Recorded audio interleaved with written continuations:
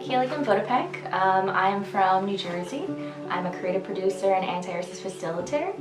And for me, I realized I wanted to find my roots when I was in university, actually. I had a mentor who encouraged me to do more information and find out more about what it means to be Korean. And I ended up taking this class. And when I was taking this class, I showed up as like an intro to Korean culture and was there showing up, and the whole entire class was in Korean and panicking.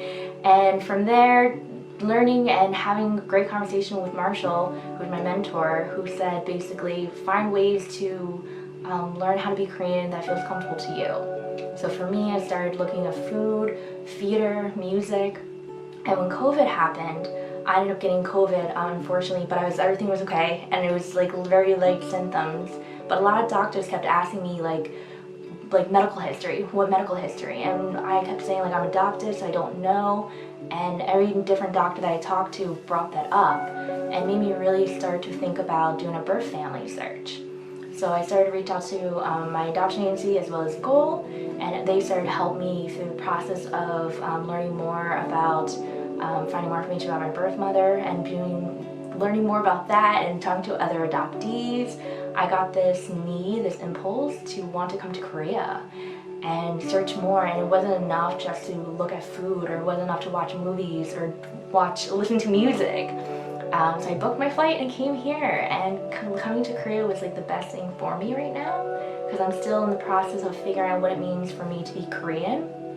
But I've been able to experience so many different things, like walking around, have everyone who looks like me, and what does it mean not to have to deal with racism or not to deal with people thinking that I'm different, and like little things.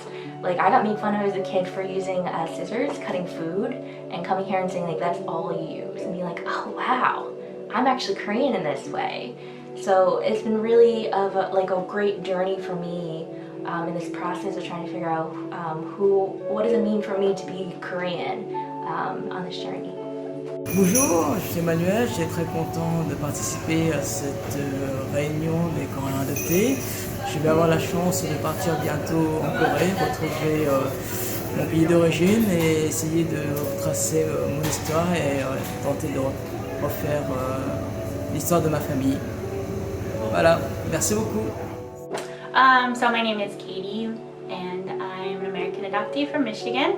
I am 34 years old, and I started my search in 2013 because a coworker and I had talked about it, so it was a very impulsive decision.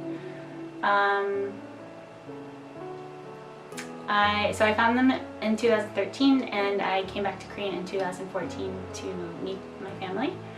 And then after the 2 weeks in Korea, I decided that I wanted to move here for a year. And now I've been here for 6.5 years. So before reunion, I think if I could do it again, I wouldn't have been so impulsive about it. I would have definitely taken the time to think about it, do a little bit more research, probably some more therapy. And I think the reunion, I wouldn't say it was good or bad, because I think that's pretty black and white. I think there are good parts and bad parts, or positive and negative parts to it.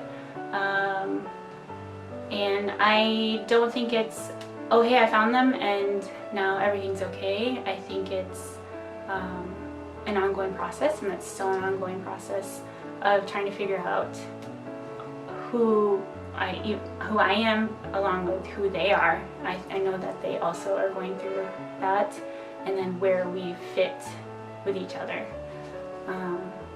So I think